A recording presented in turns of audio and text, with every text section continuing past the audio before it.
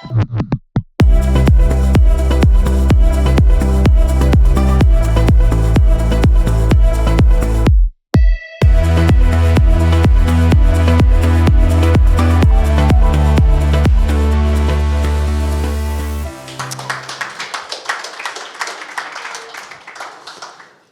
à tous et à toutes, je suis ravi de vous accueillir pour cette prochaine conférence de 45 minutes. On est bien entouré une fois de plus avec 3 personnes autour de la table. On va parler d'innovation, d'investissement et d'écosystème. Je me présente, je suis Adrien Levrat, responsable des programmes au sein de H7. Pour ceux qui ne le savent pas encore, H7, on est le lieu totem du numérique de la métropole de Lyon, un accélérateur qui accompagne les startups dans leur croissance et leur impact depuis 2019. Alors j'ai la lourde tâche de vous présenter, messieurs, Nicolas Bellego, dans un premier temps, directeur général délégué d'Urban Odyssey, on pourrait y revenir, startup studio dédié aux enjeux de la ville et de la construction. Tu as un parcours entrepreneurial en même temps de grand groupe, tout ça va nous amener à justement comprendre les enjeux qu'il peut y avoir dans ce milieu-là. J'ai ensuite Adrien Panetier, expert PropTech Impact, a plus de 15 ans d'expérience justement dans l'investissement en capital avec notamment 30 investissements en associant rentabilité financière et impact durable. On va pas mal passer de temps sur les compréhensions des enjeux du secteur dans le financement. Et enfin, Camille Vivien, cofondateur de Time2Beam. Tu as développé une grosse expérience sur tout ce qui est ingénierie environnementale. Et après avoir passé plusieurs années de recherche dans le secteur, tu as décidé de développer en 2022 une solution pour aider les entreprises de l'immobilier à piloter en temps réel l'impact carbone. Grosse complémentarité, merci messieurs d'être parmi nous. Comme je le disais, je pense qu'il y a un sujet avant tout pour comprendre pour les gens qui sont ici, c'est le contexte actuel de l'immobilier. Et du coup Adrien, je me tourne vers toi. Tu as une grande expérience au sein de la Banque des Territoires dans laquelle tu as investi pas mal de temps sur des projets plutôt sociaux dans l'immobilier. Ça m'intéresserait de savoir avec les dernières années, derniers mois dans ce milieu, comment sont les enjeux, qu'est-ce qui évolue et quel est le contexte actuel de ce milieu? Merci à toi. Ce qui marque l'immobilier, c'est qu'il y a un temps qui est différent pour construire des murs de l'opérateur qui va opérer ce qu'il y a dans les murs. Et donc, jusqu'à il y a 2-3 ans, quand l'argent était coulé à flot, tout le monde investissait, etc., c'était facile de financer des opérateurs. Même parfois les VC acceptaient de financer des opérateurs qui finançaient des murs sur un temps beaucoup plus long. Mais depuis 2 ans, tout s'est resserré, tout est plus compliqué à financer. Et donc c'est la dichotomie de le temps du VC n'est pas le même que le temps de l'immobilier, se voit beaucoup plus depuis 2 ans que ces 10 dernières années. Donc c'est ça vraiment qui marque pour moi ces 2 dernières années, qui va sans doute marquer encore dans le futur notre industrie de l'investissement dans les acteurs qui ont l'immobilier au cœur de leur modèle économique. Je te remercie. Et Nicolas, je me tourne vers toi parce que du coup, vous l'avez compris rapidement, en tout cas, que ce milieu était vraiment un milieu avec des enjeux forts, avec des temps longs en tout cas. Et donc vous vous êtes dit qu'il y avait un moment, un intérêt de développer un dispositif pour faciliter le développement de start-up dans ce milieu-là qui, pour tout un tas de raisons, et on y reviendra, des enjeux différents, des temps longs, des acteurs à aller identifier, un écosystème à appréhender. Vous avez lancé du coup un dispositif, Urban Odyssey. La genèse de tout ça, c'est quoi et en quoi ça consiste en quelques mots? Bonjour à tous déjà. Alors pour vous parler, j'aime bien parler d'Urban Odyssey déjà, parce qu'en fait on adresse un sujet qui me passionne, qui est celui de la ville sous l'angle de l'immobilier, et il y a plein de choses à faire. Moi, je ne viens pas de l'immobilier. Il y a 8 ans à peu près, j'ai rejoint un groupe qui s'appelle ICAD, en charge donc, de l'innovation de ce groupe. Et je pensais pouvoir travailler avec plein de startups, parce que je venais de là, sur ce sujet. Puis je me suis rendu compte que ce n'était pas si simple. Or, il y a plein de choses à faire. Plein de choses à faire, en particulier maintenant, parce que c'est un secteur qui vit une crise, ça vous le voyez au quotidien, mais qui est en pleine transformation. Et quand je dis transformation, c'est une vraie transformation structurelle. Pourquoi? Parce que déjà, c'est un enjeu environnemental majeur. 25% des émissions de gaz à effet de serre viennent de ce secteur. Donc à partir de là, il y a plein de choses à faire. Les usages, je en parlais tout à l'heure, ils évoluent au quotidien. L'accès au logement, le télétravail, etc., etc. Il y a plein de choses nouvelles à créer autour du bâti. Donc, des opérateurs, des choses à créer. Et puis, il y a un autre aspect que j'ai découvert sur le tard, ou plus récemment, c'est que ce secteur, en termes de productivité, on parlait beaucoup d'IA ce matin, etc., des outils qui nous permettent d'être plus productifs, en fait, il perd 1% par an de productivité depuis plusieurs années. Ce qui paraît être aberrant, parce qu'il y a plein de choses qu'on peut faire. Donc tout ça pour dire qu'a priori, il y a plein de champs de création, d'entrepreneuriat sur ce sujet-là. Et puis en creusant, on avait du mal quand même à trouver des solutions, des startups dans la durée avec qui travailler. Et c'est pour ça qu'il y a 5 ans, on s'est dit, d'un côté, on a des besoins, il y a des enjeux, on a des idées, et malheureusement, on ne trouve pas les façons de vraiment créer de nouvelles startups là-dessus. Donc on a dit, on va les créer. Donc on a créé effectivement Urban Odyssey, qui est un startup studio adossé au groupe ICAD. Et l'idée, c'était de dire, on prend des idées qu'on a nous, ou des idées qui nous viennent du marché, d'entrepreneurs qui se disent, nous on a envie d'entreprendre sur ce sujet-là, mais on va amener toute l'expertise, tout le savoir-faire sectoriel et marché qu'un grand groupe peut nous permettre d'avoir sur ces secteurs-là. Et c'est d'autant plus important sur le secteur de l'immobilier que c'est un secteur, là aussi je l'ai découvert il y a quelques années seulement, où c'est très compliqué quand on est une start-up de bosser sans des acteurs traditionnels du secteur. Et ça rejoint ce que disait Adrien, c'est-à-dire que le volet purement immobilier, il coûte très cher, c'est des cycles très longs qui ne sont pas les mêmes que ceux de la start-up qui va opérer des services dans ce secteur-là. Et donc, quand on entreprend sur ce sujet, il faut réussir à créer le lien, être embarqué le plus tôt possible par ces gros acteurs qui vont vous emmener sur des projets immobiliers. Et c'est ça qu'on essaye de faire, c'est créer ensemble le plus tôt possible des projets de start-up dans lesquels on va investir. On met 250, 300 000 euros vraiment à l'amorçage, à la création. On est au stade de l'idée, du concept. Et puis ensuite, les accompagner donc en amenant de l'expertise sectorielle, technique, l'accès à du marché, des premiers projets pour amorcer la création de ces startups. Donc aujourd'hui, en 5 ans, on en a créé comme ça une quinzaine dans lesquelles on investit, on se lance, dont certaines se témoigneront tout à l'heure. Mais c'est ça l'idée, c'est de vraiment réussir à accompagner cette création, cette émergence de projets en lien avec ce que peut apporter un grand groupe et sa filière pour changer la donne. Parfait, merci. On a justement un peu parlé justement de ces enjeux aussi au sein des grands groupes, et t'en parles avec ICAD d'innover de façon juste, au bon moment, avec les bons outils. Donc on reviendra à la fin sur concrètement en fait quelle est la singularité de ce modèle-là. Du coup, je me tourne vers toi, Camille. Tu as la chance de faire partie de ce dispositif. Quelle est la genèse de ton projet, donc Time to Beam, et en quoi ça consiste? Merci Adrien, bonjour à tous. Alors nous, on est parti chez Time to Beam de 3 constats. C'était à l'époque de la réflexion, donc la genèse de l'idée, c'était on a une réglementation environnementale dans le secteur qui va arriver, c'est la RE 2020, applicable depuis 2022, où on oblige les donneurs d'ordre, donc promoteurs, à quantifier et mesurer l'impact carbone qu'ils émettent sur l'intégralité des matériaux et équipements de leur projet de construction immobilière. Et le deuxième constat, c'est que la problématique opérationnelle pour mener à bien ces études et piloter ces enjeux, c'est pas tellement la méthode de calcul et les bases de données auxquelles on se réfère, mais c'est la façon qu'on a aujourd'hui de quantifier la quantité de matière, puis retranscrire, on va dire, ces résultats à une équipe qui peut parfois être non sachante sur ces sujets. Et le dernier sujet, c'est que nous, on vient des métiers, donc on vient de l'ingénierie environnementale, et on a constaté qu'en tant qu'ingénieur environnement, on avait la main sur le pilotage de cet enjeu. C'est nous qui donnions le là, mais au-delà de ça, on avait des méthodes qui sont encore, pour certains, encore archaïques, où on fait du recollement de données sur des tableurs Excel qu'on va venir déverser dans des outils de calcul. Et donc nous, chez Time to Beam, on a créé cette start-up il y a 2 ans maintenant, pour permettre à ces acteurs de piloter en temps réel l'impact carbone des projets de construction avec une approche qui s'appuie sur les standards de demain, méthodologiques, qui reposent sur les modèles 3D. Vous déversez un modèle 3D, vous avez un score et vous faites itérer et évoluer ce score carbone de step en step. Et donc on a croisé sur notre route ICAD, donc on est arrivé un peu par une approche un peu différente. Et ICAD a relevé, on va dire, la pertinence de notre outil à l'égard de leurs enjeux environnementaux et a dit il faut que vous passiez par Urban Odyssey, vous tenez quelque chose. C'est comme ça qu'on a rencontré Urban Odyssey et qu'on a pu bénéficier de leur accompagnement du 0 to 1.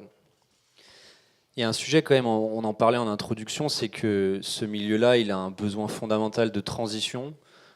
Camille, dans ton quotidien, c'est évidemment ce à quoi tu es contraint, c'est de finalement engager des acteurs à prendre pleinement leur rôle dans ce sujet-là. Comment concrètement tu le fais? Parce qu'il y a beaucoup de choses qui se disent, beaucoup d'entreprises qui en prennent conscience, mais passer à l'action, c'est autre chose. Qu'est-ce que vous avez fait avec Time to Beam pour faciliter justement ce passage à l'action? Alors, plusieurs choses. Déjà, il y a quelque chose qu'on n'a pas fait, qui a été amené par le marché, c'est la réglementation. Elle est là. Et en plus, elle impose des seuils qui s'intensifient au fil des années.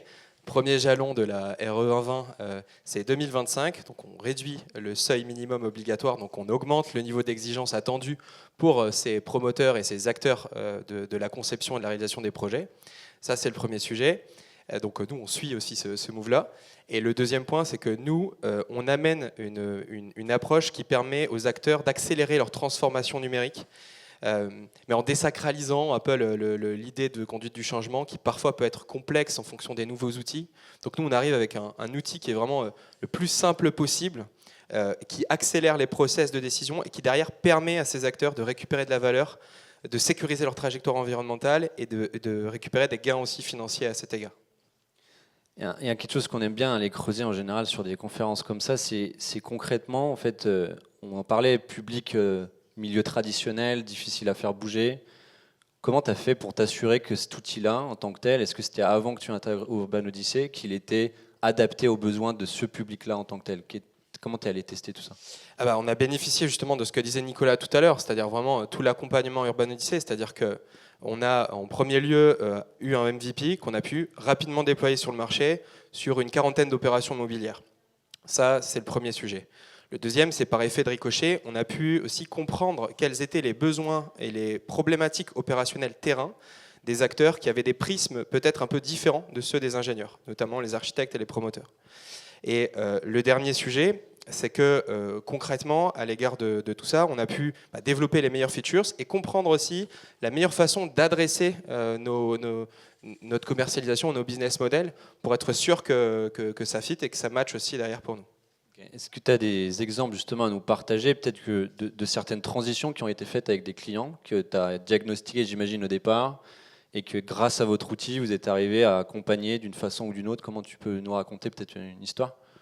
Oui, bien sûr. On a l'entreprise générale Léon Gross, donc qui nous a, c'était d'ailleurs sur Lyon, un clin d'œil pour toi, Adrien, donc qui nous a consulté. Il fallait qu'en 7 jours, et ils attestent, c'était sur la construction d'une école, en 7 jours, il fallait qu'ils montrent auprès des élus et auprès d'acteurs que leur poids carbone allait respecter les normes environnementales. Et ça, en réalité, sans une approche un peu disruptive qui s'appuie sur ces modèles 3D, c'est impossible à réaliser. Et donc en 7 jours, ils ont pu partager aussi, via une visualisation 3D, avec un niveau de fiabilité qui est ultra précis, l'impact carbone qu'allait avoir leur projet sur la suite de l'opération. Parce que pour le coup, là, tu étais amené à des contraintes qu'eux devaient respecter, et donc c'est à ce moment-là que vous intervenez et que vous êtes en plein dans les besoins des clients. Un point où quand même on est dans la thématique du zero to one, tu me partageais quand on a préparé cette conférence que quand bien même tu es du milieu, quand bien même tu as déjà passé pas mal d'années à appréhender les enjeux de ce milieu, c'est pas suffisant. Il y a des choses que tu as eu besoin d'aller creuser, tu as des choses que tu as eu besoin d'aller découvrir, notamment grâce à Urban Odyssey. Est-ce que tu peux nous partager justement les moments où tu t'es rendu compte que tu as passé un cap et tu es passé sur ce 0 à 1 sur certains sujets en question? Ouais, c'est vrai que par rapport à ce retour d'expérience, une fois qu'on a déployé, qu'on a les retours, qu'on a le business model, il reste le reste. Donc là, on est à 0,5. Il reste les 0,5 restants. Et donc, il faut pouvoir capitaliser sur tous ces retours-là, prendre un peu de recul aussi sur ce qu'on a vécu avec la cible promoteur. Si on adresse d'autres cibles aussi, s'ouvrir. Donc, capitaliser sur vraiment tous ces retours d'expérience. Recruter aussi, s'appuyer sur des talents qui partagent la vision, qui partagent la stratégie et qui nous aident aussi à passer le step supérieur. Et donc, en résumé, aujourd'hui on est au step 1. Et si je devrais résumer, qu'est-ce que l'étape 1 ? Concrètement, c'est une techno qui fit avec un besoin client. C'est le bon business model et donc des clients qui attestent de la pertinence de l'outil. Et enfin, une équipe sur laquelle s'appuyer avec une vision qui est différente sur un marché qui est en pleine transformation numérique et environnementale. Je reviens sur un point, parce qu'on a pas mal parlé sur la conférence hier de focus produit. Donc des fois, on a tendance à se dire il faut 30 fonctionnalités, ça va être génial, le client va adorer. Dans les faits, ça ne prend pas. Comment vous avez vécu de votre côté cette situation? Est-ce que tout de suite, vous êtes allé sur l'élément en question à s'assurer que ça marche, ou vous êtes tout de suite allé sur différentes fonctionnalités? Comment vous avez fonctionné? Ouais, c'est intéressant. Ouais. C'est vrai on a peut-être fait l'erreur aussi de beaucoup d'entrepreneurs. C'est-à-dire qu'au début, on avait un outil, c'était une usine à gaz. Enfin, vraiment, on faisait plein de choses. Et en fait, on s'est rendu compte qu'il fallait qu'on réduise notre scope de proposition de valeur, mais en étant beaucoup plus impactant, en étant aussi, comment dire, enfin, que visuellement, que l'expérience utilisateur soit belle aussi. Et donc on a vraiment fait toute une étape de lissage de l'application et fait, on va dire, scinder l'application en plusieurs modules qui permet de fitter à chaque fois avec des besoins opérationnels précis dans la chaîne de valeur de conception et réalisation des projets. Alors Arthur hier nous disait qu'il était arrivé à faire ça en 6 mois. Combien de temps vous avez mis pour vous assurer que vous aviez la bonne fonctionnalité qui répond vraiment au marché? On a fait ça en 6 mois aussi. On a fait ça aux 6 mois. J'ai la chance d'avoir une équipe vraiment incroyable aussi qui s'est vraiment démenée. 6 mois parce que au bout d'un moment, si le produit ne fit pas avec le marché, tu le ressens en fait. Tu sais que là, il faut pivoter et tu n'as pas trop le droit à l'erreur, quoi. Donc, on a fait ce pivot, mais on l'a fait avec beaucoup de sérénité parce qu'on avait des partenaires aussi qui ont pu nous donner ces retours, qui nous ont permis de faire les bonnes actions. Et derrière, on a été très contents de faire ce pivot et on n'a pas loupé le coche, on a fait ce qu'il fallait. Parfait. Adrien, je reviens vers toi. On a parlé du coup de dans quelle mesure un dispositif peut faciliter l'accès à un marché, l'accès à des clients, mais que d'un côté, si le temps long, il reste le temps long. Comment toi, avec ton regard d'investisseur, quels sont les éléments sur lesquels tu es extrêmement vigilant et où, de par la spécificité du secteur, tout est différent? Au-delà du truc classique du VC, en immobilier, tu te dis c'est emplacement. Les VC, c'est équipe. Évidemment que tu vas regarder les gens qui constituent une start-up, donc ça ne change pas les autres secteurs. Mais vu qu'il y a un temps long, en fait, pour te rendre compte que tu t'es trompé, que tu t'es gouré quand tu es un VC dans un investissement, ça met du temps. donc en fait, plus tu as de preuves sur la traction de marché, encore plus que dans tous les autres secteurs, je trouve, plus tu sécurises. C'est ça la clé. Et donc, des dispositifs comme Odyssey ou comme des corporates qui acceptent de bosser avec des startups, parce qu'il y en a qui n'acceptent pas, ça a énormément de valeur pour un VC qui a une validation marché. Voilà. Et surtout, quand tu vois que la chaîne de valeur de l'immobilier, donc c'est sur le temps long, mais il y en a qui sont au début de la construction d'un bâtiment, voire avant, comme c'est peut-être le cas pour toi. Il y en a qui sont au milieu, mais au milieu, ça veut dire quoi en immobilier? Ça veut dire 1 an et demi, 2 ans. Il y en a qui sont à la fin. Et il y en a qui sont aussi pendant la durée de vie de la boîte. Donc pour positionner la chaîne de valeur d'une startup pour un VC dans la chaîne de valeur de l'immobilier complète, c'est pas facile. C'est pour ça que les ref calls, les inputs marchés, qui sont des trucs bateaux pour tous les VC, mais ça c'est encore plus important pour ça. Et c'est pour ça aussi que il y a des VC spécialisés qui se créent sur la partie PropTech, mais ils cherchent toujours à avoir une validation marché, à avoir un dérisquage, je ne sais pas comment on appelle ça, mais en tout cas, ça dérisquer un projet par la validation d'acteurs qui sont prêts en fait à acheter, soit immédiatement, soit à terme, le produit de la boîte. Il y a un élément que j'ai partagé en introduction, c'est que du coup, tu as travaillé avec la Banque des Territoires pendant de nombreuses années, notamment sur des sujets plutôt immobilier social. Tu m'en parlais avant qu'on se retrouve sur scène. Est-ce que tu peux nous partager justement en quoi ces aspects sont d'autant plus importants? Parce que tu as des ambitions, des visions aussi sociales pour un État qui a des volontés aussi d'inclure une population à la chaîne globale d'un pays. Est-ce que c'est des contraintes en plus et comment vous les appréhendiez à l'époque? Alors, l'idée, le Graal de tout investisseur à impact, c'est ce qui est bon pour l'impact est bon pour les l'EBITDA, ce qui est bon pour les l'EBITDA est bon pour l'impact. C'est le cercle. Quand tu rentres dans ce cercle vertueux, tu as tout gagné. C'est hyper dur parce que parfois les gens opposent impact avec rendement. Moi je dis que non, c'est un cercle vertueux dans lequel il faut rentrer. Et on le voit, tu vois, ta boîte, j'imagine, pardon si j'ai mal résumé, mais quand tu t'es en bureau d'études, tu déplaces un mur sur ton écran, boum, tu vois le nombre de CO2 que tu as évité. Là, en fait, l'impact, il est énorme. Tu vois le nombre de tonnes de CO2 que tu as évité pour construire un projet. Sachant que c'est un des premiers ou le premier secteur le plus polluant, je crois. 35 000 tonnes cette année. Voilà. En plus, la chiffre, c'est nickel pour un investisseur impact. Mais au-delà de ça, c'est pas que l'environnement, c'est aussi du social, parce que les gens ils vont vivre dedans. Donc en fait, tu peux détruire des vies, mais tu peux aussi en créer. Et donc cette mesure-là, elle est hyper importante. Et clairement, c'est une trend de tous les investisseurs, particulièrement dans la PropTech, de mesurer l'impact environnemental, l'impact social.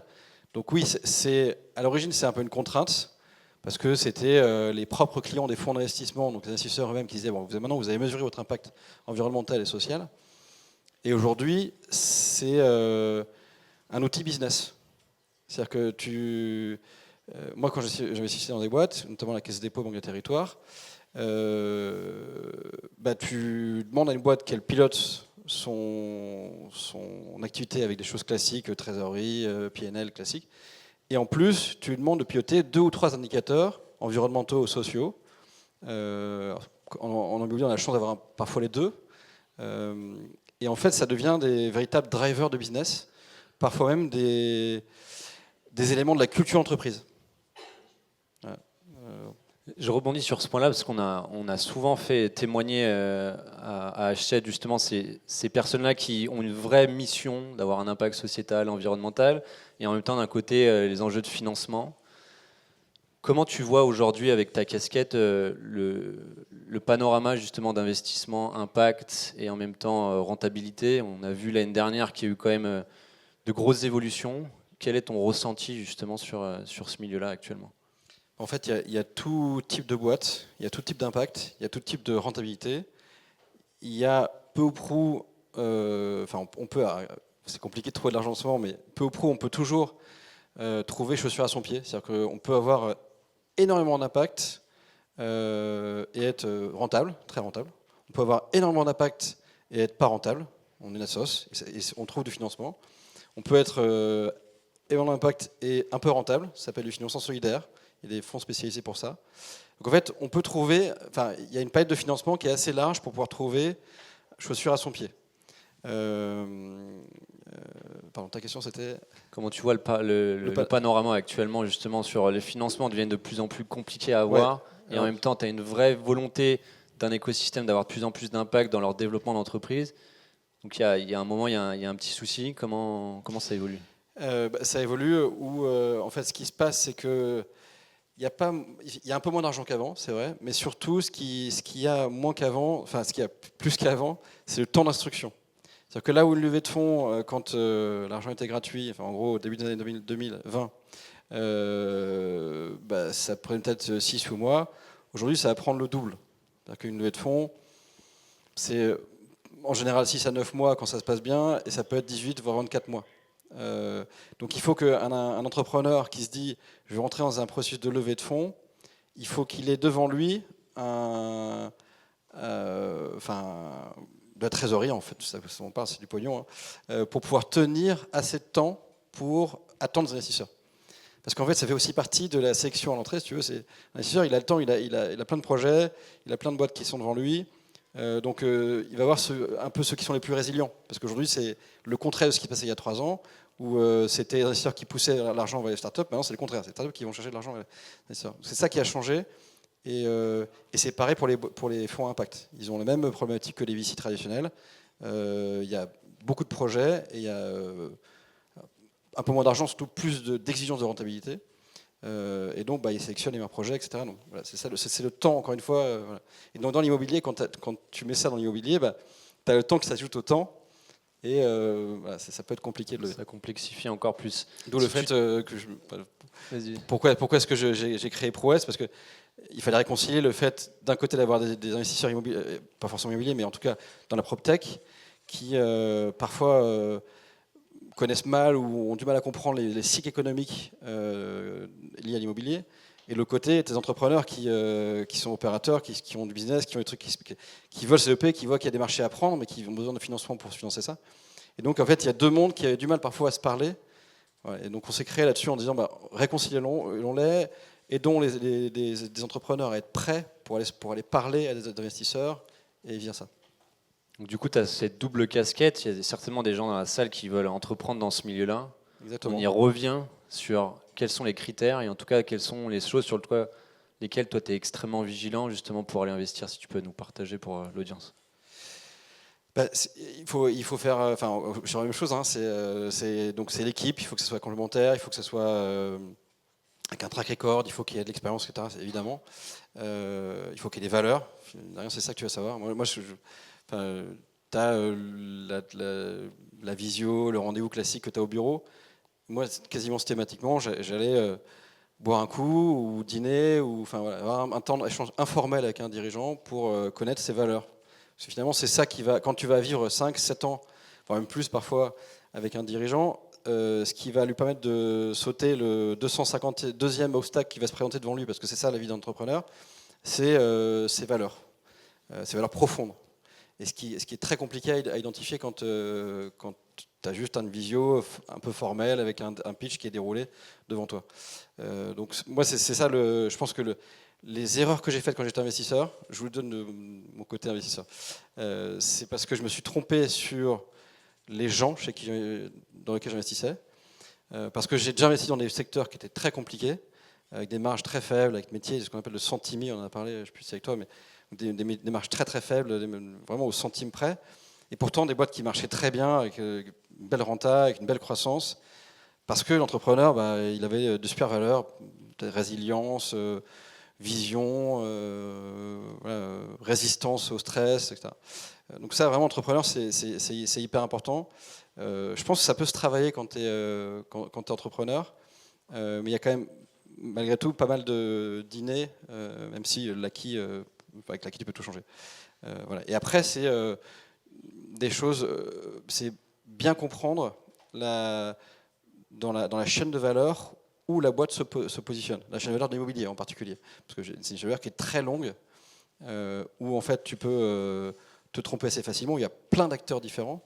Tu vois, les bureaux d'études, les architectes, les financeurs, les banques, les matériaux, ceux qui donnent des matériaux, ceux qui évacuent les matériaux, ceux qui vont construire, ceux qui vont... Donc en fait, et donc du coup, la chaîne de valeur, l'argent, la marge brute d'un bâtiment qui est construit, il part dans plein de gens différents. Donc il faut bien que tu comprennes où tu te places, quelle est ta force de négociation par rapport à tous ces acteurs que tu vas avoir, et comment tu fais pour être sûr que c'est durable, parce que c'est aussi ça. C'est-à-dire que quand tu as une crise, quand tout va bien jusqu'en 2022-2023, c'est nickel, mais quand tu as une crise immobilière comme on a actuellement, est-ce que tu es sûr que cet avantage concurrentiel que tu avais quand tu avais une crise, quand tu avais un marché en plein boom, est-ce que ça va encore durer quand tu auras une crise? Voilà.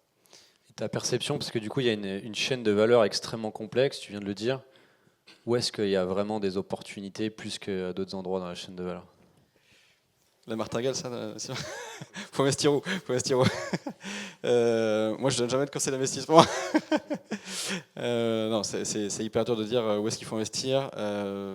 Moi, je peux lancer sa structure justement. Tu vois, en tant qu'entrepreneur. Je peux te dire sur lequel, en ce moment, je suis en train de travailler. Je suis en train de travailler sur le bien vieillir. Je suis en train de travailler sur le tourisme. Je suis en train de travailler sur la cohabitation. Voilà, donc en fait, moi ce que j'essaie d'identifier, il y a des fonds qui partent comme ça, qui partent des macro-trends, et qui ensuite rayonnent et puis finissent par arriver vers une boîte dans laquelle ils vont investir, qui correspond à ce macro-trend. Ça c'est une façon d'investir. Moi je présente ce qui se présente à moi, et donc je regarde est-ce que la boîte dans laquelle je vais investir correspond à un trend de lifestyle des gens immédiat et dans le futur. Voilà. Et donc, dans le bien vieillir que je connais bien, parce que j'ai co-investi à tes côtés, à côté de Urban Odyssey et d'ICAD quand j'étais à la Caisse des dépôts. C'est un secteur que je connais bien, en général, les habitats spécifiques. Qu'est-ce qui se passe?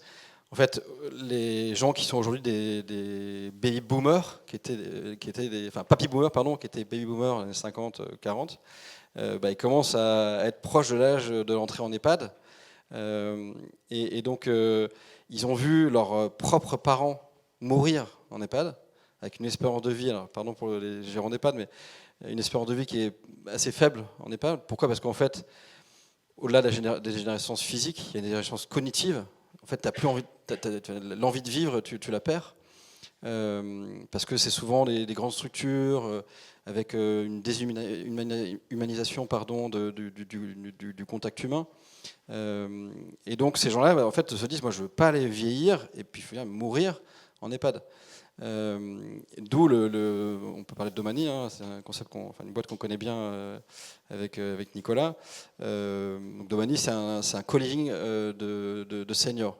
L'idée, c'est de se dire, en fait, plutôt que aller vieillir et vieillir mal avec 100 autres personnes, on va vieillir bien avec des petites unités entre 7 et 10 personnes à chaque fois, où il y a bien sûr de l'accompagnement humain. Donc on est là pour faire le ménage, pour aider aux soins des personnes, mais on peut connaître son voisin, s'entraider, avoir une charte de vie commune, etc. Et ça, c'est un macro-trend. C'est un macro-trend. Les gens veulent de moins en moins soit rester chez eux de plus en plus pour vivre ou pour mourir, et pas.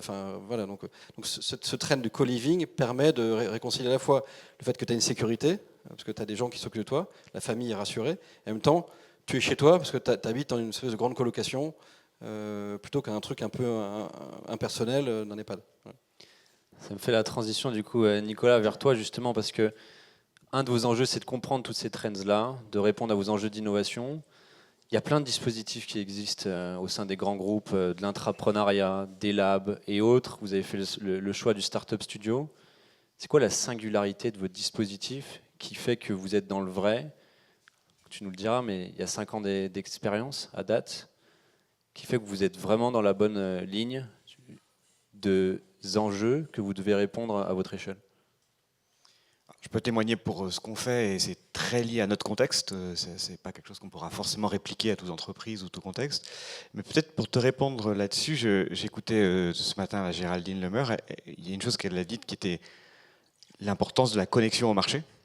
Quand on est une start-up, ne pas avoir un tropisme trop important sur le produit, mais beaucoup plus sur le marché. Je pense que c'est là-dessus que nous on va se différencier. C'est-à-dire que le fait de pouvoir avoir accès au marché par un industriel comme ICAD, par son écosystème, par sa filière, ça permet d'avoir très tôt énormément de connaissances de ce marché, comment il fonctionne. Alors, c'est pas que le marché, c'est justement, et je rejoins sur ce que tu disais tout à l'heure, c'est vraiment cette itération entre le produit et le marché, et de le faire évoluer, de valider que c'est le bon, les features, etc. Et ça, quand on commence, surtout sur ce marché-là, c'est très compliqué d'avoir cette info. Surtout quand on a en face de nous des acteurs qui n'ont pas forcément le temps, qui sont traditionnels, qui sont sur leur chantier, qui sont en train de gérer leur quotidien, qui ont peu de temps à passer pour donner de l'info. Voilà. Et je pense que le premier sujet sur lequel nous on a investi, c'est ça. C'est comment on fait cette interface la plus fluide possible entre un projet qui se lance et l'accès à cette expertise, qu'elle soit sectorielle, marché, technique. Mais je pense que ça, pour nous, c'est clé. C'est vraiment là-dessus qu'on investit. Alors comment on le fait? Et c'est là aussi une chose que je cultive au quotidien, c'est de garder cette double casquette. C'est-à-dire il y a une casquette, on conserve la direction innovation du groupe pour être en lien avec ce métier, pour au quotidien comprendre comment il fonctionne, quels sont ses besoins, aller sur ses chantiers pour vraiment comprendre. Et de l'autre côté, le lien quotidien avec la start-up. Donc physiquement, c'est qu'on partage notre semaine en deux. L'équipe, on est une dizaine de personnes, on est 2 jours au siège de la boîte, dans le métier, et puis 2-3 jours dans le studio à Bastille avec les startups. Et c'est cet aller-retour-là, cette passerelle-là qui, à mon avis, aide beaucoup dans cette phase 0 to 1, de dérisquage, etc. Ça, je pense, en tout cas, de ce que j'observe dans notre manière de faire, c'est un élément qui me semble clé. Nous, qui nous anime aussi beaucoup, parce que voilà, je pense que c'est là-dessus qu'on amène un point. Tu l'as évoqué aussi, la notion de dérisquer. Ça, je pense que c'est aussi, surtout en ce moment, et on le voit parce que nous, on a investi en pré-seed, donc des petits tickets, 300 000, 250, 300, 400 000 euros pour démarrer. On n'a pas vocation ensuite, forcément, à remettre, ou en tout cas, et encore moins à racheter. On ne fait pas ça pour... peut-être par comparaison avec des logiques de CVC, de Corporate Venture, qui d'ailleurs interviennent plutôt sur des tours beaucoup plus importants, on n'est pas du tout là-dessus. On est vraiment sur la phase très risquée de l'amont, mais moins coûteuse aussi, parce qu'on dépense 1 million, 2 millions d'euros par an en investissement. Alors que si on devait le faire sur des grosses levées, ce serait tout de suite s'exposer davantage, mais sans justement travailler ce lien business. Et ça, c'est clé pour nous d'être vraiment dans cette phase amont. Et donc les VC aujourd'hui viennent nous voir de plus en plus en disant on cherche du projet, mais on cherche du projet dérisqué.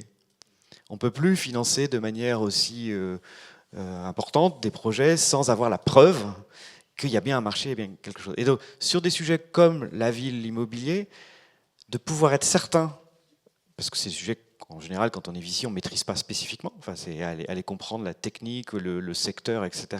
C'est pas facile. Donc, plutôt que de faire une due deal sur ce sujet-là en allant interviewer des gens, finalement, là, j'ai des projets qui m'arrivent un peu sur un plateau, qui sont dérisqués parce qu'il y a déjà le produit a été choisi, affiné avec des corporates. Le marché, il y a déjà des premiers contrats et je suis même en train de signer les contrats cadres pour me déployer. Donc, en tant qu'investisseur, je me dis, tiens, là maintenant, c'est à moi de prendre la suite pour investir sur le déploiement, etc. Et ça, c'est un peu nouveau pour nous. Pendant longtemps, on était un petit peu, il y avait la connotation, un startup studio lié à un corporate, donc est-ce que c'est pas le grand groupe qui va manger ces startups ensuite, qui va les racheter? Et donc nous, on lutte un peu contre ça parce que c'est pas du tout le sujet. Le sujet, c'est, on fait ça pour la filière. On va pas créer une boîte juste pour le groupe ICAD, quoi. Ça n'a pas de sens. On le fait vraiment pour qu'ICAD soit le premier à amorcer, parce qu'il a besoin de ces solutions demain, en vue de ses engagements carbone, etc. Mais pour que la filière les prenne et pour que les solutions dont on parle, le calcul carbone dynamique, tous les acteurs en ont besoin. C'est juste qu'on veut la bonne solution. Et on veut une solution qui puisse se déployer, parce que sinon, mes métiers, ils prennent trop de risques à faire un petit POC avec un projet. Donc, ils veulent des solutions déployables. Et ça, c'est, je pense, aussi un élément important pour nous. Et donc, de dérisquer le projet pour mieux ensuite lui permettre de se développer, c'est quelque chose sur lequel on travaille beaucoup. Et tu m'en parlais la dernière fois, mais moi, c'est un truc qui marque aussi, c'est quand tu dis, moi je passe beaucoup de classes d'actifs, c'est mon jargon de mon métier. En gros, c'est une typologie d'investissement. Et en fait, là, tu es quasiment en train de créer une sous-classe d'actifs dérisquée, tu vois, par un industriel, par un club industriel, ça a beaucoup de valeur pour un investisseur. Ça rejoint ce que je disais tout à l'heure. Tu disais avant, il y a un lien quand même qui m'intéresse, c'est qu'on parle beaucoup d'écosystèmes, notamment start-up, de s'entraider, de se nourrir de ses pairs. Là, ce que tu es en train de partager, c'est que tu es quand même en train, a priori, de faire quelque chose que peu de structures du milieu ont fait. Comment vous regardent les gros autres acteurs, les Bouygues, Vinci, toutes ces choses-là? Est-ce que vous arrivez justement à vous entraider sur ces sujets-là? Est-ce qu'il y a des passerelles à faire? Enfin, quelle est votre relation justement avec ces gros acteurs? Sincèrement, il n'y a pas de meilleur dispositif. Enfin, c'est propre à chaque groupe. Déjà, les groupes n'ont pas la même culture entre eux, n'ont pas la même taille. Nous, ICAD, c'est pas Bouygues, on est tout petit par rapport à des majors comme Bouygues. Donc, chacun adopte une approche qui correspond à sa stratégie. Nous, on a créé ça parce que ça correspondait à notre contexte. Par contre, effectivement, aujourd'hui, notamment sur ce qu'on a fait là sur Urban Odyssey, on est en train de l'ouvrir à différents partenaires de la chaîne de valeur. Parce que ce que j'évoquais tout à l'heure en introduction, c'est que c'est une corporation, l'immobilier, la construction. C'est des gens qui sont là depuis longtemps, qui ont investi dans des métiers, des savoir-faire, le béton, etc. etc. Et on passe par eux, on est obligé. Quand on construit un grand projet, ils sont là. Et tant mieux, parce qu'ils apportent énormément, une vraie expertise, on ne pourrait pas recommencer à zéro. Mais par contre, c'est des gens qui jusqu'à présent sont énormément en silo. Il y a l'aménageur, il y a le promoteur, il y a l'architecte, il y a le constructeur après, il y a le fabricant qui fait ses matériaux, etc. Et chacun fait son rôle. Et quand on innove sur un bout de la chaîne, si tout le reste de la chaîne n'a pas envie d'adopter cette innovation, on est coincé. Et c'est là que... Alors nous, on a de la chance, en tant que promoteur, on est en bout de chaîne, on est le donneur d'ordre. C'est celui qui donne le là sur le marché, je vais acheter ça. Donc toute la chaîne en dessous va essayer de répondre à ce besoin. Donc d'où notre responsabilité aussi de dire on veut des solutions, je sais pas, on parlait de bas carbone, on a investi et participé à la création d'une boîte qui fait des briques de terre crue, parce qu'on sait que sur ce sujet-là, ça peut être une alternative au béton. Alors on n'est pas producteur ni de béton ni de matériaux, mais de créer ces nouveaux acteurs pour que l'ensemble de la chaîne ensuite les adopte, se structure pour le créer, parce qu'elle sait qu'en bout de chaîne, il y a un acteur qui en veut, c'est la manière de faire évoluer une filière sur un sujet innovant. Et donc là, aujourd'hui, on est en train de regarder comment d'autres acteurs de la chaîne de valeur peuvent venir à nos côtés pour amener la même expertise que nous, on amène, ou l'accès au marché qu'on amène en tant que promoteur ou investisseur immobilier, sur leur champ de compétences. Je citais là, la terre crue, la start-up s'appelle Terrio, on construit des blocs de terre crue. On a co-investi avec un industriel qui lui fait des prémurs en béton, spécialiste de l'industrialisation, mais qui se dit, moi demain, il faut aussi que je diversifie mes matériaux vers de la terre crue, et donc à travers cette start-up, je peux monter en compétences, comprendre comment son produit prend sur le marché, comment un acteur comme ICAD l'adopte sur ses projets, et donc collectivement on est en train de réussir à faire un passage à l'échelle, à valider qu'il y a un déploiement possible, parce qu'on a toute la chaîne derrière qui commence à se structurer pour ça. Et je pense que là-dessus, c'est notre nouvel enjeu, il est là, de vraiment consolider tout ce qu'on a fait, c'est-à-dire cet apport d'expertise, d'accès au marché avec d'autres acteurs, sans en faire une usine à gaz, parce que, voilà, mais vraiment en mettant quelques acteurs qui partagent les mêmes valeurs, faire une micro-filière pour que des projets comme celui de Camille ou d'autres puissent ensuite passer à l'échelle, et que des investisseurs peut-être plus traditionnels, VC, se disent là, j'ai des acteurs qui sont super bien entourés, super bien dérisqués, et j'y vais. Vous êtes en plein dans votre passage de 0 à 1. Quoi. Exactement. On est aussi dans notre mode... Oui, exactement. Il y a un autre point sur lequel je voulais que tu répondes aussi, c'est que quand on est une structure comme la vôtre à accompagner un projet au tout début et à la faire grandir, on a des fois du mal à la laisser partir, on a des fois du mal à se dire c'est son moment à elle de s'envoler.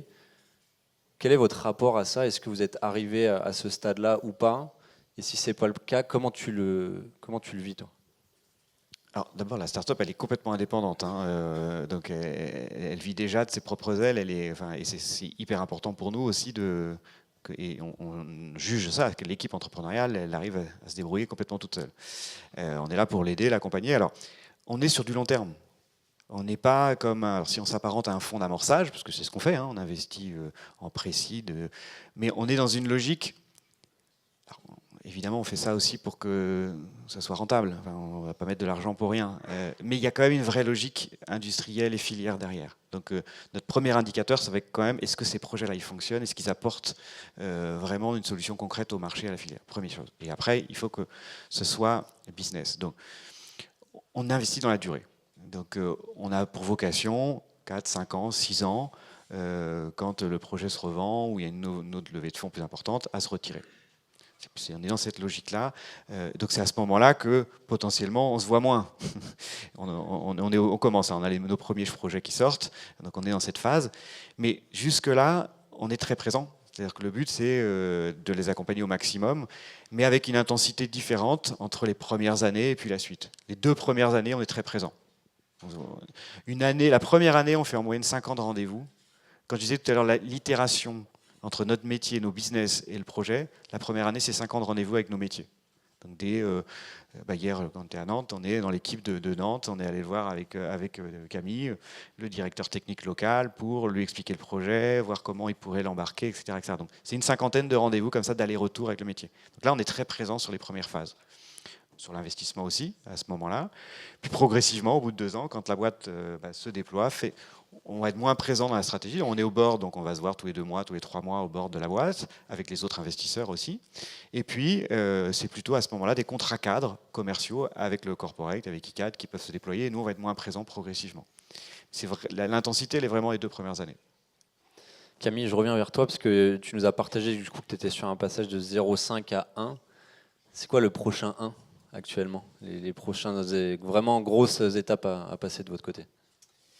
Les grosses étapes à passer pour nous, elles vont être charnières, puisqu'on là on va vraiment être dans l'étape, on va dire, scale. Donc c'est vraiment s'armer, se préparer à affronter ces prochaines étapes sur les différents items, que ce soit le produit avec tout le virage qu'on connaît de l'intelligence artificielle, que ce soit les équipes en renforçant les sales, en appuyant sur l'accélérateur concrètement. Donc on a prévu des choses et on a hâte de pouvoir déployer sur cette nouvelle année.